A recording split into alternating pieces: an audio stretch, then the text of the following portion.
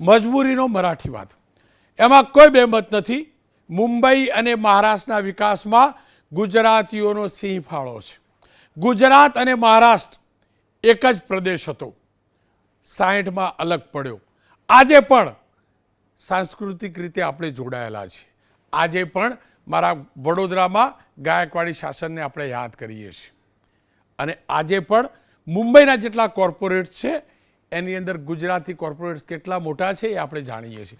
પણ આ તમામની વચ્ચે રાજ ઠાકરે અને ઉદ્ધવ ઠાકરે એટલે કે ઠાકરે બંધુ ગુજરાત વિરુદ્ધ રીતસરનું ઝેર ફેલાવી રહ્યા છે. થોડાક દિવસ પહેલાંનો વિડીયો સામે આવ્યો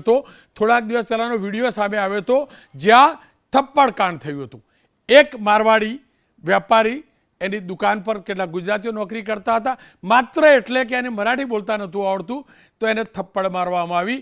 આ રાજ અને ઉદ્ધવના ગુંડાઓની કરતૂત હતી. આ કરતૂત કદાચ ડેવલપ કરવામાં આવી પણ એનો જબરજસ્ત વિરોધ પણ થયો. મારવાડી લોકોએ એટલે કે રાજસ્થાનના જે લોકો મહારાષ્ટ્રમાં છે અને ગુજરાતી લોકોએ એનો જબરજસ્ત વિરોધ કર્યો અને મુંહતોડ જવાબ પણ આપ્યો. પણ પછી આ બંનેને લાગ્યું, રાજ ઠાકરે અને ઉદ્ધવ ઠાકરે, જે અત્યાર સુધી સગા કાકાભાના દીકરા પણ ક્યારેય મંચ ઉપર એક સાથે નહોતા થતા, પણ જ્યારે અસ્તિત્વ પોતાનું, મહારાષ્ટ્રનું કે મરાઠીનું નહીં, જ્યારે પોતાનું અસ્તિત્વ ભયમાં આવ્યું ત્યારે આજે બંને પ્રગટ થયા. અને એ રીતે પ્રગટ થયા જાણે ફિલ્મ સ્ટાર હોય. આપ જોઈ શકો છો. બંને ભેટ્યા અને એક હાઈ પ્રોફાઇલ ડ્રામા થયો. પણ અહીંયા આખા ભાષણમાં ઉદ્ધવ ઠાકરેએ શોધીને પરાણે શબ્દો શોધીને ગુજરાતના નેતાઓને દુનિયાભરનું સંભળાવ્યું. કડવા વેણ, ઝેરીલા વેણ સંભળાવ્યા. હવે સાંભળી લઈએ. कारण गेल्या विधानसभेत त्यांनी जे काही केलं, बटेंगे तो कटेंगे, आपल्याला काय वाटलं होतं की हिंदू मुसलमानांमध्ये करतायत. हिंदू मुसलमान तर केलंच, पण त्यांनी खास करून केलं ते मराठी तर मध्ये केलं. म्हणजे यांची नीती आहे ती अशीच आहे जे गुजरातमध्ये त्यांनी केलं. गुजरातमध्ये गेल्या निवडणुकीत एक असा माहोल होता, मला वाटतं मोदी तेव्हा त्यांच्या नंतर असेल, माहित नाही मला, लक्षात नाही. वातावरण असं पेटलं होतं गुजरातमध्ये की बस आता पटेल यांना आपटेल. पण त्यांनी काय केलं बरोबर, पटेलांना भडकवलं, पटेलांना वेगळं केलं आणि पटेल तर सगळे एकत्र केलं. हरियाणामध्ये पण तेच केलं. जाट लोकांना भडकवलं, जाट लोक एकत्र झाले, त्यांना वेगळं केलं आणि जाटे तर सगळा जो काही समाज होता तो एकत्र करून तिकडे सत्ता प्राप्त केली. महाराष्ट्रामध्ये तेच केलं. मराठ्यांना उचकवलं आणि मराठी तर सगळा एकत्र केला. बटेंगे तो कटेंगे ही भीती त्यांच्यामध्ये निर्माण केली. जर महाराष्ट्रामध्ये मराठी माणूस न्याय मागण्यासाठी आंदोलन करत असेल आणि त्याला जर का तुम्ही गुंड म्हणत असाल तर आम्ही गुंड आहोत. आम्ही गुंड. न्याय मागणं म्हणजे गुंडगिरी नाहीये. आणि जर का गुंडगिरी केल्याशिवाय तुमच्या दरबारी न्याय मिळत नसेल तर आम्ही गुंडगिरी करूच.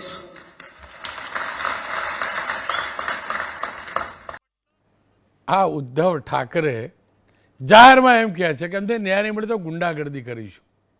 ભાઈ, આ હિન્દુસ્તાન છે, આઝાદ દેશ છે. એટલે જ આ પ્રકારની જે ગુંડાગર્દી શરૂ થઈ ને ત્યારે મહારાષ્ટ્રના મુખ્યમંત્રીએ શું કહ્યું હતું 2 દિવસ પહેલાં એ સાંભળી લઈએ. महाराष्ट्र में मराठी भाषा का अभिमान रखना ये कोई गलत बात नहीं है, लेकिन भाषा के चलते अगर कोई गुंडागर्दी करेगा तो इसको हम सहन नहीं करने वाले. कोई अगर भाषा के आधार पर मारपीट करेगा तो ये सहन नहीं किया जाएगा. આ ઠાકરે પહેલા ઉત્તર ભારતીયોને ખાસ ટાર્ગેટ કરતા હતા. એમના પિતાશ્રીએ એકવાર ભૂતકાળમાં ગુજરાતીઓને ટાર્ગેટ કરવાનું કુસાહસ કરેલું, પછી યુટર્ન લીધેલો. પણ અમને મરચા ત્યારે લાગ્યા કે જ્યારે એકનાથ શિંદેએ જય ગુજરાતના નારા લગાવ્યા. આવો સાંભળી લઈએ. જય ગુજરાત, જય ગુજરાત, જય ગુજરાત, જય ગુજરાત, જય ગુજરાત, જય ગુજરાત. એકનાથ શિંદે ગુજરાતી સમાજના એક કાર્યક્રમની અંદર જય ગુજરાતના નારા લગાવ્યા. અને લગાવે ને એમાં કશું ખોટું નથી. પણ આ બંને ભાઈઓ રાજનીતિ જબરજસ્ત કરે છે, ઠાકરે બંધુ, અને એટલો ડોળ કરે છે, અને જોવું જાણવું હોય તો જૂના વિડીયો જોઈ લો. सगळ्यांची रजा घेतो. जय हिंद, जय कर्नाटक, जय महाराष्ट्र. जय हिंद, जय कर्नाटक. आप आगे चलो, हम साथ हैं. जय हिंद, जय महाराष्ट्र, जय गुजरात, जय गुजरात. धन्यवाद. जय हिंद, जय उत्तर प्रदेश, जय उत्तर प्रदेश. દીકરો કે જય ઉત્તર પ્રદેશ, બાપ કે જય હિન્દ જય ગુજરાત, અને આ બાપ દીકરાને ટેકો આપવાવાળા પવાર સાહેબ બધાની જય બોલાવે. તો સવાલ એ છે કે આ સ્થિતિ કેમ, આ પ્રકારના કડવા વેણ કેમ? ચૂંટણી આવે છે મહારાષ્ટ્રમાં, લોકલ બોડી ઇલેક્શન મહાનગરપાલિકાઓની, કદાચ એ પણ કારણ છે. પણ આ ઝેર ફરી એકવાર ઓકવામાં આવી રહ્યું છે અને ગુજરાતીઓને ટાર્ગેટ બનાવવામાં આવી રહ્યા છે. ત્યારે ચર્ચા જરૂર બને છે. મુકેશભાઈ ગાંધી એક સમયે શિવસેનાના નેતા હતા, અત્યારે એનસીપી અજીત પવાર ગ્રુપના નેતા છે. લલિતભાઈ વસોયા રાજકોટ જિલ્લા પ્રમુખ છે કોંગ્રેસના. વરુણભાઈ પટેલ પાટીદાર સામાજિક આગેવાન છે. લલિતભાઈ, આપનાથી જ વાતની શરૂઆત કરવા માગીશ. તમારો પક્ષ આ ઉદ્ધવ ઠાકરેને ત્યાં સમર્થન કરે છે. ઉદ્ધવ ઠાકરેની આ વાણી, આ રીતિનીતિ, શું એને પણ તમે સમર્થન કરો છો? જે ગુજરાતીઓ વિરુદ્ધ બોલે છે, જે રાજસ્થાની વિરુદ્ધ બોલે છે, જે મારવાની વાત કરે છે, એને પણ તમે સમર્થન કરો છો? તમારો પક્ષ સમર્થન કરે છે? રોનકભાઈ, આપને કહું કે આજ શિવસેના વર્ષો સુધી આજ ભારતીય જનતા પાર્ટીના સહયોગમાં એના સાથીદાર તરીકે એનડીએમાં હતા જ. દરેક વિસ્તારની અંદર, દરેક રાજ્યની અંદર રાજકીય પરિસ્થિતિઓ અલગ અલગ હોય છે. અને રહી વાત કે એક પાકા ગુજરાતી તરીકે મારે કહેવું છે કે ગુજરાતી વિરુદ્ધમાં કે ગુજરાતની વિરુદ્ધમાં કોઈ પણ પાર્ટીના લોકો હોય તો એની વિરુદ્ધમાં એક ગુજરાતીના દીકરા તરીકે હું સામે છું. અમારી પાર્ટી પણ એની સામે હોય. આ રાષ્ટ્રની અંદર વસતો હરેક નાગરિક એ ભારતીય છે, એ મહારાષ્ટ્રીયન પછી છે, ગુજરાતી પછી છે, પંજાબી પછી છે.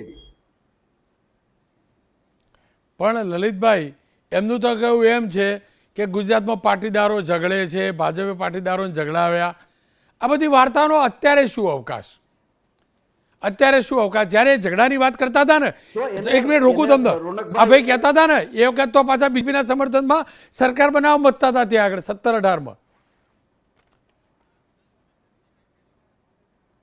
રોનકભાઈ, આપને કહું કે ઉદ્ધવ ઠાકરેજીએ જે કીધું છે કે ગુજરાતની અંદર પાટીદાર વર્સિસ ઓલ, હરિયાણાની અંદર જાટ વિરુદ્ધ ઓલ અને મહારાષ્ટ્રની અંદર મરાઠા વિરુદ્ધ ઓલ, આ ભારતીય જનતા પાર્ટીની ભાગલા પડવો અને રાજકરોની રાજનીતિ છે.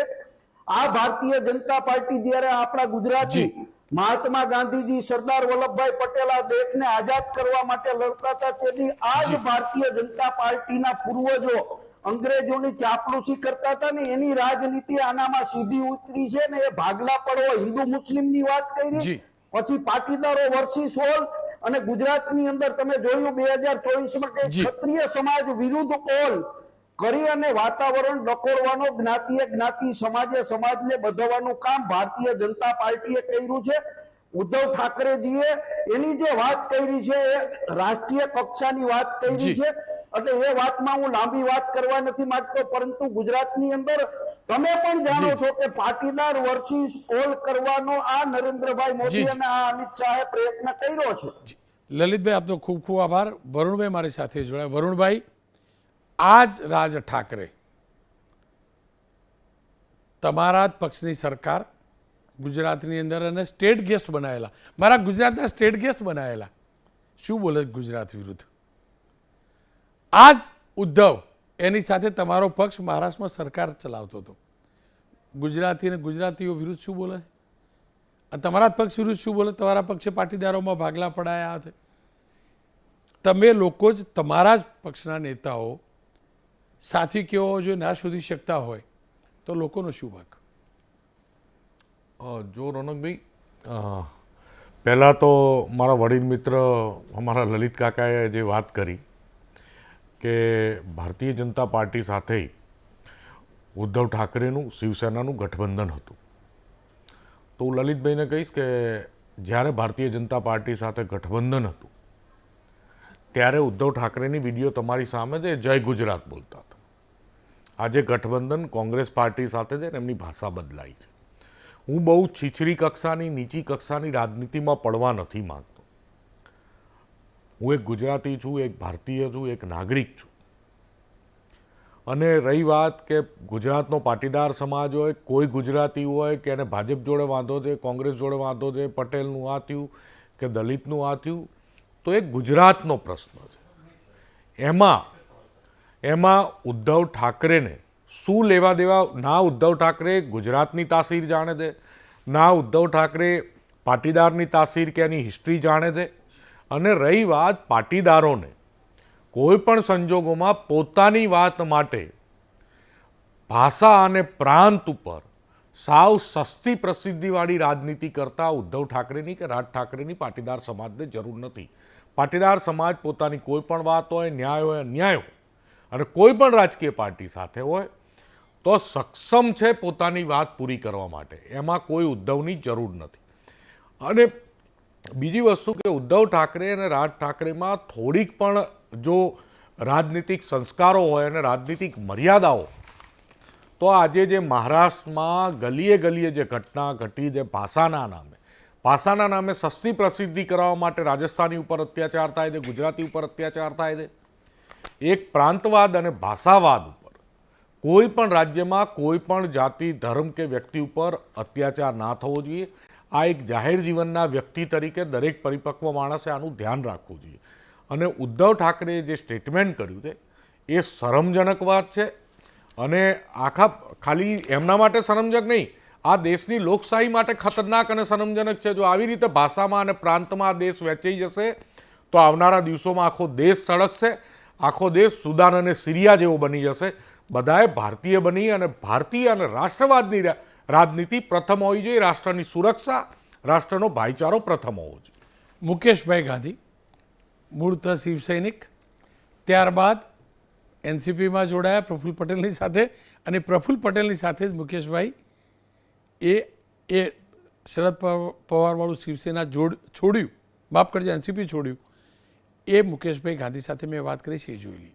ગાંધી સાહેબ, આ ઝઘડેલા બે ઠાકરે બંધુ આજે મળ્યા, ગળે મળ્યા, આનંદ થયો, પણ કારણ શું?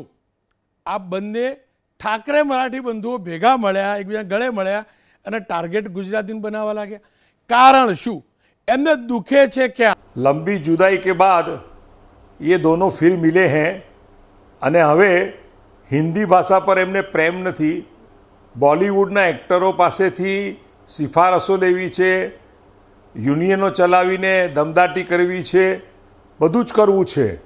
પણ મરાઠીની અસ્મિતાના નામે ફરીથી આ બે ભાઈઓ, એક જમાનામાં ઉદ્ધવ ઠાકરે, રાજ ઠાકરેનું, હું શિવસેનામાં હતો, મારી સામે એનું ઇન્સલ્ટ કરેલું રાજ ઠાકરે, બાળાસાહેબ ઠાકરેએ બી, જ્યારે બાળાસાહેબ ઠાકરેજીએ બી ઉદ્ધવને સમજાવ્યો કે તમે ને રાજ બે જણા સાથે મળીને કામ કરો, ત્યારે પણ ઉદ્ધવ ઠાકરેએ રાજ ઠાકરેને સાથે નહીં લીધા. રાજ ઠાકરે અને ઉદ્ધવ ઠાકરે પોતાની મહત્વાકાંક્ષા પૂરી કરવા માટે અને મહારાષ્ટ્રને અને રાષ્ટ્રને ગેરમાર્ગે દોરવા અને ગુજરાતીઓના દ્વેષભાવથી એમણે આ ફરીથી મરાઠી આંદોલન કર્યું છે.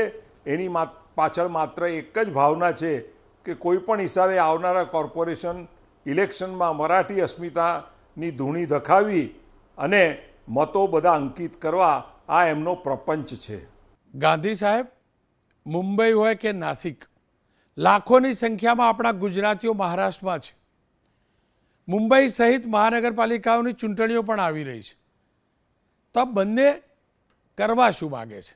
એમને ગુજરાતી મત નથી મળવાના એ નિશ્ચિત મનાય છે, એટલે આ મરાઠી વાત ચલાવી રહ્યા છે કે પછી એમને વેર જ આપણી સાથે છે? સાહેબ, મુંબઈમાં અત્યારના સેન્સસ પ્રમાણે 55થી 60 લાખ ગુજરાતીઓની વસ્તી છે. પણ અત્યારે જે રીતે ઉદ્ધવ ઠાકરે અને રાજ ઠાકરે પોતાની રાજકીય રોટલી શેકવા માટે જે મરાઠીનો ઇસ્યુ ઉપાડ્યો છે, એ બિલકુલ ખોટો છે અને મુંબઈના ગુજરાતીઓ આમાં કાંઈ સામે આંદોલન કરવાની જરૂર નથી. જો કે મનસેના લોકોએ જ્યારે તોડફોડ કરી ભાઈંદરમાં ત્યારે તે વખતે બીજે ત્રીજે દિવસે જ ત્યાંના મારવાડી વેપારીઓ બધા સંગઠિત થઈને જબરદસ્ત મોટો મોરચો નીકળ્યો અને આ લોકોની આંખ ખુલતી થઈ ગઈ. એટલે ગુજરાતી અને મારવાડીઓ હવે શાંત નહીં બેસે. અને બીજું કે આ લોકોને અત્યારના જે ગુસ્સો છે એ ગુસ્સો એમને મૂળમાં અમિત શાહ અને નરેન્દ્ર મોદી સાહેબ સામે છે. અહીંયા આગળ એમને સહન થતું નથી કે બે ગુજરાતી નેતાઓની પાછળ શિંદે સાહેબ જાય, દેવેન્દ્ર ફડણવીસ જાય, અજીત પવાર સાહેબ જાય. આ બધા નેતાઓ શું કામ આ બે ગુજરાતી નેતાઓને માને? પણ આજે નરેન્દ્ર મોદીજીનું જે આજે વિશ્વગુરુનું સ્વપ્ન પૂરું કરતાં કરતાં પોતે એક વિશ્વગુરુ સમાન વ્યક્તિ બની ગયા છે અને એને ફોલો કરવાનું કામ જો સ્ટેટ કરી શકે તો એમાં ખોટું શું છે? પણ હંમેશા નરેન્દ્ર મોદીજી અને અમિત શાહજી માટે જેટલું બી લૂઝ વાક્ય બોલાય એ આ બંને ભાઈઓએ બોલવાનું શરૂ કર્યું છે. રાજ ઠાકરે વચમાં ડાયા થયા હતા પણ હવે પાછી એમને મેડનેસ આવી છે. આ શિવસેનાના બંને નેતાઓ ખુદ ગુંડાગર્દીની વાત કરે છે. શિવસૈનિકોની ગુંડાગર્દી આપણે જાણીએ છીએ. આ સંજોગોમાં આપણે તો વેપારી લોકો છીએ, આપણે ગુજરાતી હોઈએ કે મારવાડી હોઈએ. આ સંજોગોમાં મુંબઈના વેપારીઓને આ પ્રકારે ધમકી આપવી, ગુંડાગર્દીની ખુદના નેતાએ વાત કરવી શિવસેનાના, આ કેટલી યોગ્ય? તમને નથી લાગતું કે જો આવી જ ગુંડાગર્દીની વાતો કરશે તો ગુજરાતીઓને મારવાડીઓ અમને બરાબરનો પાઠ ભણાવશે કે પછી આપણને આ ડરાવવા માટેનો ખેલ કરી રહ્યા છે? નહીં સાહેબ, મુંબઈનો અને મહારાષ્ટ્રનો ગુજરાતી ભયભીત થાય એવો છે નહીં. અને આ લોકો એકમાત્ર ડરાવવાની વાત કરે છે. હું તો શિવસેના ઓરિજિનલ જ્યારે સ્ટાર્ટ થઈ ત્યારથી હું શિવસેનામાં છું, હતો પહેલાં. અત્યારે હું રાષ્ટ્રવાદી અજીત પવારમાં છું. અને આ ભાષા તો પહેલાં બી બાળા સાહેબ ઠાકરે બી એકવાર બોલતા હતા, પછી રાજ ઠાકરે બી જોરમાં બોલતો હતો અને બધા નેતાઓ બોલતા હતા. પણ મુંબઈના ગુજરાતીઓ ગભરાતા નથી અને મુંબઈના ગુજરાતીઓએ ગભરાવાની જરૂર પણ નથી. કે આ દાદાગીરી કરવાની ભાષા સ્ટેજ પર અને ઓડિયન્સની તાળીઓ લેવા માટે સારી લાગે છે, પણ વાસ્તવમાં જો કરશો તો એ ગુજરાતીઓ, મારવાડી કે કોઈ પણ ભાષી હશે, યુપીવાળા, આજે યુપી, સાઉથ ઇન્ડિયન બધા જ લોકો અત્યારે એલર્ટ થઈ ગયા છે. અને તમે એક વસ્તુ જોજો કે ગયા વખતે બી જ્યારે ઉદ્ધવ ઠાકરેને મુસ્લિમ વોટો લઈને એણે જીતીને આવ્યો પણ એને કોઈ એરિયામાંથી ગુજરાતી વોટો મળ્યા નહોતા. કારણ કે ગુજરાતી, મારવાડી અને સાઉથ ઇન્ડિયનથી લઈને બધા હિન્દી ભાષી લોકોને ખબર છે કે ઉદ્ધવ ઠાકરે એ મુસલમાનોના તુષ્ટિકરણમાં પડ્યો છે અને હિન્દુત્વનો એજન્ડા છોડીને મોદી સાહેબની વિરુદ્ધમાં બોલે છે. તો એમને ગયા વખતે બી વોટ મળ્યા નહીં, એને કારણે એમની સીટો ગઈ. અને ફરીથી આવનારા કોર્પોરેશનના ઇલેક્શનો જે થવાના છે that might be expected in જાન્યુઆરી, એમાં આ જ પરિસ્થિતિ થશે. સામાન્ય સંજોગોમાં હું તો બોલીશનો મુદ્દો માત્ર ગુજરાત પૂરતો હોય છે, પણ આજે હું એટલે મહારાષ્ટ્રને લઈને બોલ્યો છું કે આ ઉદ્ધવે અને આ રાજ ઠાકરેએ ગુજરાતનું અપમાન કરવાનો પ્રયાસ કર્યો છે. આપણા ત્યાં રહેતા ગુજરાતીઓનું શોષણ કરવાનો અને મારપીટ કરવાનો ઇનડાયરેક્ટ ઇશારો કર્યો છે, ન્યાય અન્યાયની વાર્તા કરીને. એટલે બોલવું પડ્યું છે. એ ભૂલી જાય છે ઉદ્ધવ અને રાજ અને ઠાકરે પરિવાર કે મુંબઈ જે પણ છે ને એની અંદર ગુજરાત અને ગુજરાતીઓની ભૂમિકા શું છે ને એ એમના પૂર્વજોને પૂછી લે. હા, એક વાત ચોક્કસથી સમજવી જોઈએ આપણે પણ કે જો એ મરાઠી ભાષાના નામે આટલી રાજનીતિ કરે છે અને કદાચ એમાં સફળતા કે નિષ્ફળતા થતી હશે તો એ બધું ભૂલી આપણે ગુજરાતીઓએ બીજા માટે ફોર્સ ન કરી શકીએ, પણ આપણે ગુજરાતીઓએ ગર્વ સાથે દુનિયાભરની અંદર ગુજરાતી બોલવી જોઈએ. જ્યારે આપણે નાલાયકી કરીએ છીએ આપણી ભાષા સાથે અને અંગ્રેજીમાં વાર્તાઓ કરીએ છીએ, ઘરમાં જ બી ગુજરાતીઓ મળીએ તો પણ આટલું તો શીખવું પડશે. આપણે બીજી પંચાયતમાં ન પડીએ પણ આપણા ગુજરાતીની અસ્મિતા, આપણી ગુજરાતીની અસ્મિતા, ગુજરાતી ભાષાનું ગર્વ જાળવવાની જવાબદારી આપણી છે. હું તો બોલીશ, મળીશ એક વિરામ અને વિરામ બાદ વાત કરીશ ખાડીપુરથી કેવી રીતે મળશે મુક્તિની.